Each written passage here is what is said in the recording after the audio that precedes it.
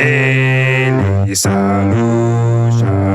Daily solutions. Daily solutions. Daily solutions. Eating all the flowers.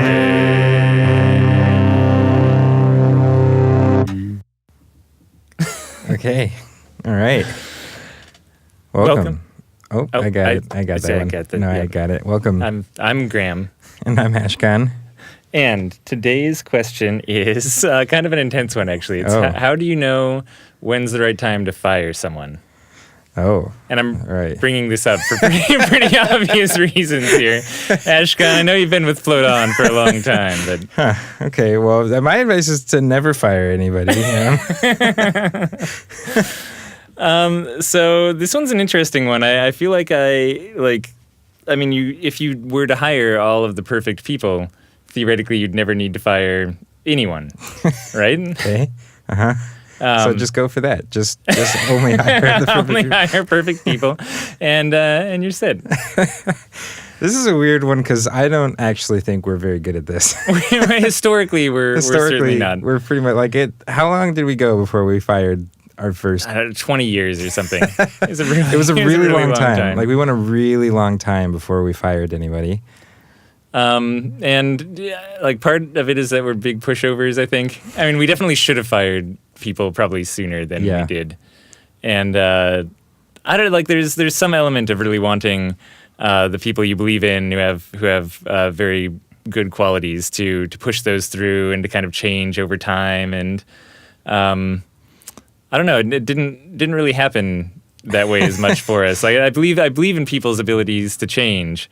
But within the context of a work environment, maybe you shouldn't bank on that so much as on their behavior being representative of. Yeah, and I don't know. I mean, I still do. Like, I still feel like if somehow we were way better at getting the right things out of people, that we could change people who we weren't able to in the past. Well, I should say when I say that too. Well, we're getting down just a deep tangent rabbit hole. Maybe we'll pull back in a second. But I totally believe in giving feedback as a boss and people adjusting their behavior based on that feedback and small things. But there's it's more like habitual behavior or things that keep coming up. And eventually, like, you just feel like the fool for assuming that the situation's going to get better when all of the inputs are kind of exactly the same, you know? Yeah, and it's tough because it's not just you that's suffering having to deal with someone who's maybe not doing the greatest job. Like, your other employees are also suffering, which is one of the tough parts. Like, when you run a center, people work together, and if one person's not pulling their weight, that makes the job harder for the other person. So, like, spite can build up, which is never great. And the same thing is true if the person who's not doing a good job has like a really bad attitude, or if someone like is all of a sudden become kind of sour to working at your place. Like, that sort of mentality can be really toxic. Like, they can get other people to start to be like, yeah, you're right, this place sucks. Like, and that kind of stuff spreads and is not good for the general morale of people in the shop. So there was a time where the people that we let go had been with us for several years or something like that, and this is the time when maybe we should have let people go sooner and didn't, and there were some behavioral problems. And now like the last person we fired who had been with us for a while was a long time ago. Like now, usually when people come on, like we let them go within a month, or within 2 months if it's really not working out. And so, I guess we've been learning some lessons. We've been improving. There's and that's part of it. Like when we hire people now, we specifically let them know that the first however long, month or 2 months, or I think sometimes we even do like 3 months that they're working with us, is a probationary period. And it's a trial period, maybe is what I call it. Trial period. Yeah. It's for them as much as it is us, and we let them know that. We're like, hey, we're gonna get to know you and get to work with you. We're gonna put this ankle tracker on you. We're see where you go. You do. And we make it clear that like this is as much for them to see if they like working at Float On, because that's not always the case, like for sure. People sometimes come to work at a float center thinking that the job is like, oh, so relaxing. Yeah, you drink tea and you chill out and then talk to people all day long. You get to the first day and you're like, you got to turn over like 4 tanks in 2 minutes. Go. So it gets like real crazy, and there's a lot of cleaning that people don't usually quite anticipate. And we want to make it clear that like if you realize within a week or two of working here that like you made a huge mistake and this is not actually the job that you want, that you should feel free to leave.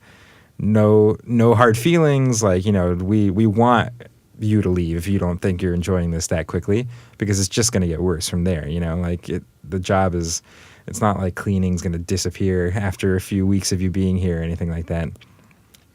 Yeah, and it's interesting too. I mean, we've done a lot to get ourselves out of the shop. Yeah. And I feel like the more that we've done that and kind of taken a back seat almost, the more that the staff themselves have really like nailed down the people. Yeah, the better everything's been running. The more we as soon as we got out of there, everything just seemed to be fine. Yeah, if only the shop were able to come into existence without us, then things would really be smooth. But there's something nice about having a really cohesive staff is another good lesson, and you'll see this in different business case studies outside of obviously just float centers or anything. But the more that when you're first starting to hire someone, if you've been working the shop yourself or you and one other person, you feel really good about your relationship, don't immediately go and bring on 4 other people in order to flesh out your shop and actually take all of those hours. Really like introducing one person at a time and making sure that they're coming into the culture 2 people at a time is really good. I feel like the most discombobulated our shop has been when it's already not functioning great and we're bringing on new people, because now those people are learning new bad habits from the staff who have been there before. And the more that your staff is just really solid and works cohesively together, the more that any one new person who's introduced starts to fit into that mold and really kind of gets the swing of things. And they learn all the good habits about all the nooks to clean rather than the places you can cut corners and stuff like that.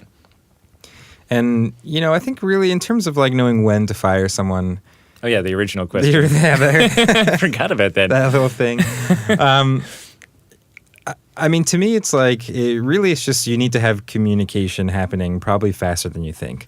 Like, there needs to be feedback going through, because you really probably should fire people sooner than you maybe think that you should. But you also really want to, like, have good communication, be clear that that's where things are headed, and give them chances to fix that.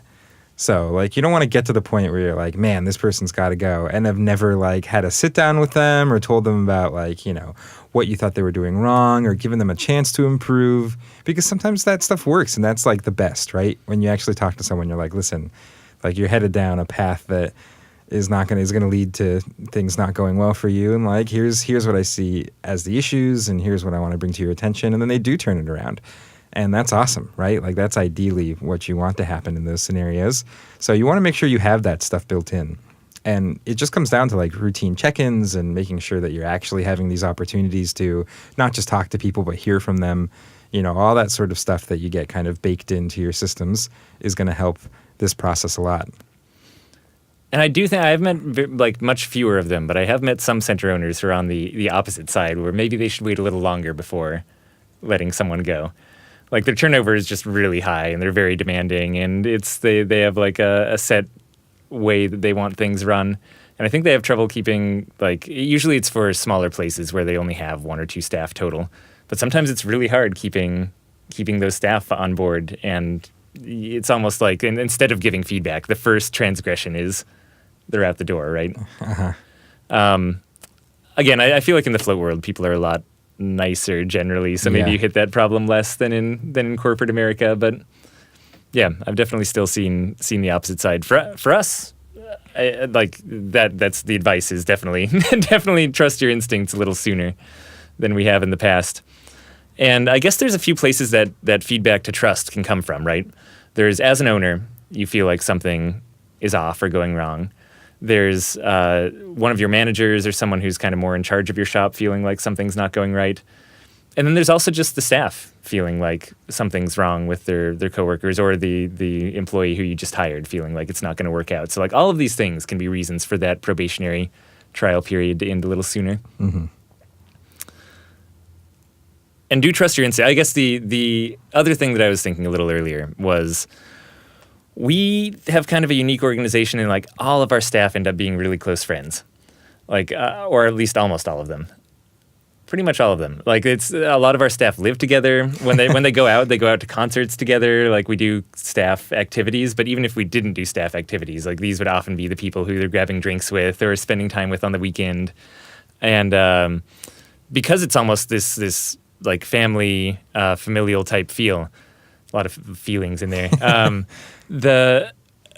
It becomes really important to vet people early on, because after they've been with you for a year, it feels like they're one of the team and they're in the fold, and it becomes that much harder to be really strict with them or to eventually kind of cut that off. So I would say also, if you're a float center out there who does want that much more close-knit kind of community feeling to your staff, be extra strict up front about who you let into there to begin with. It's kind of like that old saying of big open heart, but giant walls.